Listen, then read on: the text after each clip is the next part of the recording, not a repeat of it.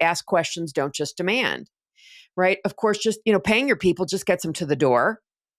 To encourage hard work, you have to show you care. So, Rob, I sent out my Carol. monthly newsletter last week, and the topic was how to keep your employees engaged in a remote workforce. And you texted me immediately and said, I think this is a topic we should talk about on After Hours. So I'm going to kind of throw it to you and let you kick this off. Wonderful. Yeah. Well, Carol, good to see you again, as always. And this is so near and dear to my heart. When I saw that, I went, wait a second, what is this? And I saw your name on it. I'm like, come on, this can't be right. This is perfect here. That we do this podcast together and we're using one of your articles. I love it. Yeah. And this hit home because, my last post for Splunk in my corporate world, I left for London in early 2020. Stay with me, and to run that country. I was the group vice president for UK and Ireland, go-to-market executives, and we got there, and I don't know, what was it, 3 or 4 weeks after we got there, total lockdown in my flat, as they say, for months and months at a time, trying to engage and run a country with people I've never met. I have no friends. Here I am, an hour a day outside, and I had to lead the country over Zoom. Crazy, crazy time. Now, it just so happens that, I had some tools that I had learned prior, which is, I believe the universe put me there for a reason. That's just who I am. And, we were able to thrive. We broke records. And it was actually the first time in my career, 40 plus years, that a region outside of the U.S. was the top region of the year. The UK was number one. EMEA was number one. They actually beat the United States for a U.S. company. I mean, I've never seen that. So it was quite a year, and we had to do it all over Zoom, including obviously our customers. Yeah. And I still have people that worked for me that I still have not met, and I've been back 2.5 years. So I say all that because, look, it's all about how you define what you're going through. That, and there's always a way to get the job done. And there are tricks and sort of not tricks to play on people. There's kind of hacks, as I call them, to make sure that you're fully engaged. And Gallup, you cited this. The Gallup poll, I'm reading it because I don't want to get it wrong, is that and it reports engagement is at an 11-year low. Right. This is all about the human connection. That's right. And that I am on the bandwagon for human connection. Yep. Business is a spiritual game. Business is a human connection game. So how do you do that over Zoom? Well, you can see me doing it now, right? I'm not doing email. I'm not on my phone. I'm not looking around. I'm present. I'm mindful. And I'm here for you. Mm-hmm. And of course, the listeners. But this is important stuff. And I talk about what I learned with my mentor, Tony Robbins, which is the triad of influence. And what are you focusing on? What's your language that you're using? And what's your physiology? And that's so much more important now in this hybrid market we're dealing in. I don't know if it'll ever go back in my lifetime where everybody's going back to the office. It's like the old days. I doubt it. Yeah. So we have got to adapt. Mm-hmm. We've got to make sure that we have the tools, that we're authentic and we're present, we're mindful, and the people under our charge, the people that we work with and work for and who work for us, they feel that. They actually feel that. So this is really up my wheelhouse, and I speak about this all the time, and it's something that I teach leaders how to do this, and it is very, very important. So Right. Timely article for me. Going back to London and kind of reliving, I had a little PTSD. No, but, just sort of reliving all that. Like, how did I do all that over Zoom 12, 13 hours a day? So that's my kind of precursor. That's where I came from when I saw that article. Yeah. So I want to hear a little bit more about some of the things that you did to engage your people, because I note 4 points in this article, right? When you can call them, right? It goes into a lot more detail. Ask questions, don't just demand. Deliver feedback regularly. and be intentional with in-person time, which of course you weren't able to do. I mean, true, face-to-face in-person time. You could certainly do that via Zoom, right? So how did you handle, your group keeping your employees engaged in that remote workplace? Because, to your point, you and Missy were completely locked down except for an hour a day. I can't even imagine that. We didn't even have that here in Colorado. I was out riding my horse on the weekends, just like I always had been, spending time, on the ranch, whatever I had to do outside. Right. So, but you were clearly sequestered. Well, I saw all the pictures. It was great to see you on your horse. It was great to see my friends on the beach in Florida. Yeah. But yeah, we didn't have that luxury. So there were a lot of things that we did to sort of as a team. First thing I did was I focused on the culture. I focused on their well-being, especially in that time. And that was something that was really big to me. So first thing we did was I wanted to make sure that we were all part of something bigger than ourselves. When you get out of yourself, right, when you're going through something like that, you're more apt to be in a better state, in a better frame of mind. So to do that, we had a little contest. We made sure, obviously the company had their mission and their vision, but I wanted to have our own mission and vision statement. So we had a little contest. All the teams got together and they submitted what they thought our mission statement should be. We had a winner. We celebrated. Gift cards, whatever, we did sort of things, all virtual, of course. Mm-hmm. So right then and there, they were part of something bigger than themselves, and that changed their state to get out of themselves and to be part of that. And it really dictated all the decisions we made. Are we making the decision for the right reasons? Does it align to our mission statement? That's number one. Number two was cameras on, and cameras on meaning I don't care if you're in your pajamas. In fact, we didn't make any judgment, any calls at all. The cat is over, the keyboard, the dog's barking, the kid's in your lap, the 2-year-old. We did not care, and we made it very deliberate that we didn't care. If you're in your car and you're taking your kids or you're taking a walk, put it on your phone so we can see you. Yeah. We wanted to see you. We wanted to connect with you. We want to make that human connection. And it took a little while, but we got there. We got there because I was vulnerable myself, and leaders need to be vulnerable. They need to show that. We talked about that last time. I think there was some podcast we were talking about where, the leaders, private messaging instead of saying, hey, I feel you, I get it. Yeah. So I was very open and honest about my vulnerability. I was bold, I was brave, and I was vulnerable. Mm-hmm. And I knew that I had to do that in order to get through that.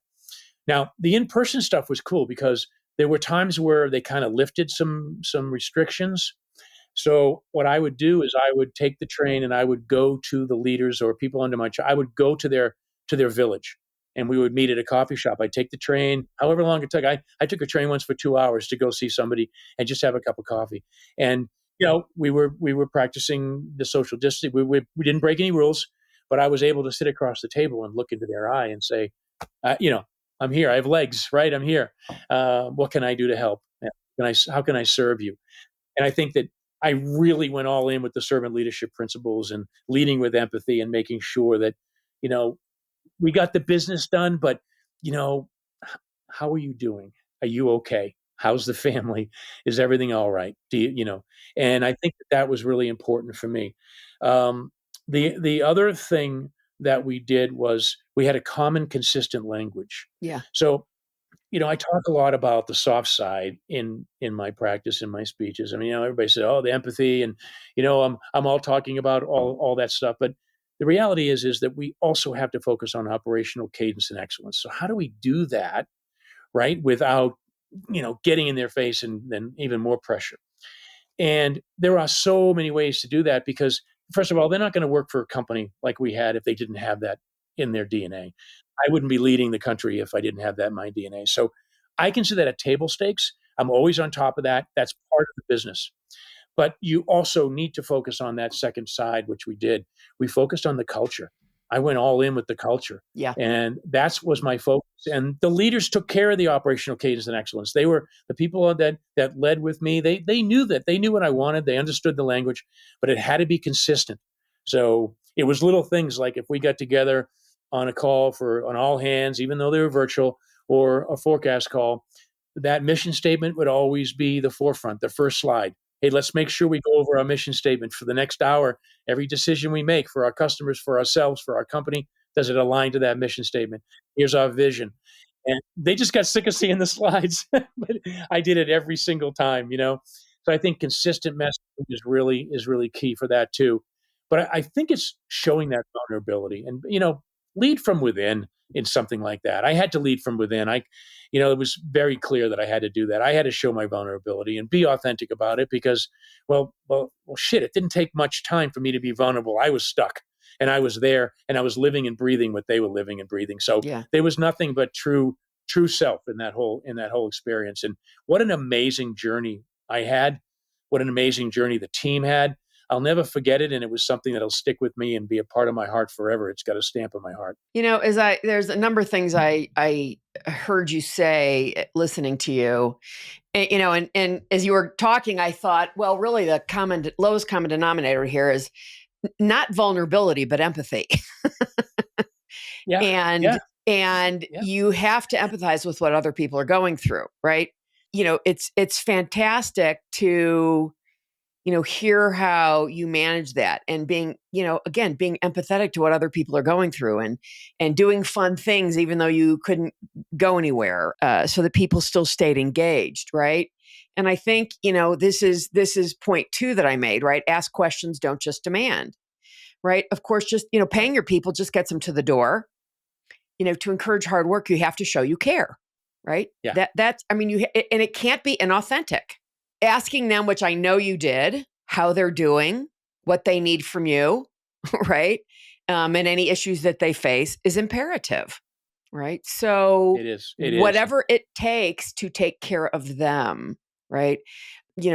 Part of checking in is showing that you've listened and then make necessary changes based on the feedback, right? Yeah, I love that part that you put in there. Yeah, thank you. So that's asking questions is, listen, you and I both know that we've talked about this, both being salespeople, right, for so long, is that, the greatest salespeople ask questions geared around what they can do for the prospect or whomever the listener is, right? And in order to solve their problems. So if you're asking questions of your employees, how are you feeling? What kind of challenges are you bumping up against right now? How can I be of service to you? You're getting the same result. You're asking the question and they're listening to them, giving them your listening. No, absolutely. And I agree. And it just so happens too that when I was over there, I met now a dear friend and author, Claire Dale, that wrote a book. We should all get that book called Physical Intelligence. And she developed a curriculum around it. Physical intelligence is all about the body and the movement. It's all about the hormones in the body that are released by the actions and the words we use and our physiology. And so I became a student of that for the 2 years and got certified in that and brought those practices into leadership. Now I teach leaders how to be mindful of the certain words they use, the actions they take, how they show up. It releases certain hormones in the body, right? And we have to be mindful of that of leaders. And so many people I talk to are like, what are you talking about? I've never heard of this before. This is mind blowing. Amazing. But I saw it. I lived it. I saw the difference between calling them up in the old days and saying, where's the deal? Why is this deal stalling? What are you doing to close this deal? Instead of saying, hey, I just want to call you up and tell you I really appreciate pointing the finger. Yeah. It's crazy, right? It's like, those are like to you, right? Perfect example of those are the easy questions. Anybody can ask those questions, right? Anybody can ask those questions. Where's the deal?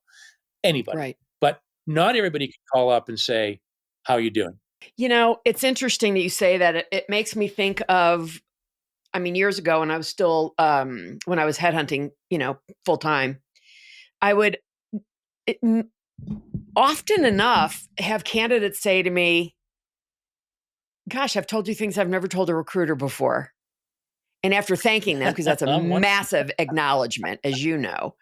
I'm one of them. I said to them, right. I would say to them, look, here's the deal. I'm not asking you questions in order to get information out of you to use it against you potentially. to disqualify you or some other glass half full thing. I'm asking questions because I'm genuinely interested in you and your life. And that, I think, hearing you is the big distinction of how people ask questions. When they really ask questions geared around their interest in you, it's far more authentic and it actually massively impacts your relationships for the better. Absolutely. Absolutely. Yeah. Asking the simple question of what lights you up. What are you Yeah. passionate about? Mm-hmm. And, I mean, that gets the conversation going, right? And I tell this story often. I don't know if I've told you this story on live, but one of the things that I did there, I was, as a fourth line, right? I would call the reps, on like a Friday afternoon, usually the last month of the quarter, unannounced. I had one-on-ones, of course. Again, Yeah. operational cadence and excellence, check the box, right? But I would have these. I would have impromptu. I just get on the phone. I'd say, "Hey, how you doing?" And they would just spew everything they're doing for the company and the deals. And oh my God, I'm working on this. And I'd stop them right away and I'd say, "Whoa, wait a minute, wait a minute. Um, you know, Eddie, I was just calling to tell you I appreciate you, and I know you're working hard these tough times, and I'm so grateful to have you on this team. And because I'm trained, I could feel even through the phone, I could feel their physiology, their breath. I could feel their state change. And I wanted to do that because one, I wanted them to know that I truly was, interested in making sure they were okay. And I wanted to do that to change their state. I wanted to give them that gift as they go into the weekend or they go into the rest of the day, right? They didn't know that. I wanted to give them that gift of the state of releasing oxytocin, the love hormone, the belonging hormone, the something greater than ourselves hormone, and I was able to do that for them, and I really loved doing that, and that's something I learned. I learned that skill, right? Mm-hmm. And now I'm passing it on to other leaders to say it's okay to do that once in a while. There's no harm in that. Of course. And here's the really cool part, Carol. By the time I got off the phone, I usually would learn what I should have learned in the first place. It just came out naturally with less Yes, stress. that's And it right. was a conversation between two human beings. That's right. And sometimes that takes a little bit longer, and that's okay. To build a true relationship, you have to invest the time. So, I've always been an advocate, when back when I got started in recruiting back in the olden days of 1992. I know, God, I say that and I'm like, Jesus, that was so long ago. They didn't record our calls, but they recorded the time we were on calls. And it was basically for Uh, learning, not to, yeah. because you think you were on the phone more than you really were, right? So it was a learning, it was a teaching technique. So I'd get together with my boss once a week and we'd do that. But the interesting thing is and they always were, because I covered the Southeast, my call times were more than anyone else's in the business. And they did say, well, because you're working in the South, people are more interested in building relationships. So you have to take the time, as opposed to the people who covered New York and they were like on and off the phone, right? So, that's how it's always been. And that came naturally to me because of the fact that I'm interested in human beings. So it was probably perfect that I got stuck, that I chose to go into the Southeastern Union. I shouldn't say I got put because I didn't. I chose that. There was a couple of territories open. Yeah. And I do want to mention one of the other things you had said that I forgot to mention earlier when you were talking about language is, you and I are both big advocates of how we communicate. And I have a talk about that because I think it's so important and the lowest common denominator to the level of a company's success. And, one thing you did mention, and I want to put a exclamation point on that, is the importance of the consistency of your communication, right? And, you can't just, I can't just teach executives how to communicate. I have to continue to, that's part of the work that I do, right? And that I'm sure you do as well, is you don't just teach them one time and expect them to get it. It's important to continue that learning and education. I'll tell people, put this on a sticky note on your monitor to remind yourself about these particular words and maybe avoiding those words. And they already know why to avoid those words. But I just really want to stress that so that it doesn't go by the wayside of the importance of that. Yeah, cool. I appreciate that. And I think, I saw the benefits of that, put a bow around this, as I say, Yep. right? This is all about being authentic. It's all about showing up, being vulnerable as a leader is important. Consistent language, cameras on, because look at, there's no other way. You've got to make the connection. Yeah. And if there's any possibility of face-to-face, make it happen however it takes. If it takes a 2-hour train ride, you get on the Yeah. train. And I'm going to let you put a bow around this one too, because I forgot about that. So I don't want to have to get the last word in. So you talked about, you didn't care you didn't care if the cat was on the keyboard. You didn't care if a dog was barking. You didn't care if there was a kid sitting on somebody's lap. And I think that that's also really, really critical, right? People think, the only time, my hair's like clean and I got makeup on is if I've got to do something on video that's getting recorded and pushed out to, a social media. As you know, when you and I talk, normally it's on the phone, but when we do talk on a Zoom for some reason, I'm always, half the time I haven't even taken a shower from coming home from the gym yet, right? I come home, I get breakfast, and I come right to my desk and I work and I get a shower when I have a chance. So my hair's up, I'm kind of a wreck. And you know what? If people are going to judge me negatively for that, I kind of feel bad for them. They're not somebody I really need to be working with. I don't have to be dolled up to work hard. No, you don't. You don't. And one of the things that I did just naturally, I would stop. We'd have a meeting and there'd be 20 people in the meeting. It could be a forecast call. It could be an all hand, whatever. And I'd see the 2-year-old or the 1-year-old on the lap, right? I'd stop the meeting. I'd say, we have a new person with us today. And let's, who's that? I love that. Yeah. And I'd engage with the little one and I'd wave to the little one and she or he would wave back. And, the employee would introduce the baby to the team and, a little splunker, and, that was something that was just natural to me. So I, without even knowing it, looking back now, as I say this right now, I gave them permission to be themselves. I gave them permission to be vulnerable without any consequences. I gave them permission, right, to be authentic. And what a great gift. And we became so close, all of us. And, and here I am, an American coming over there. I had so many things stacked.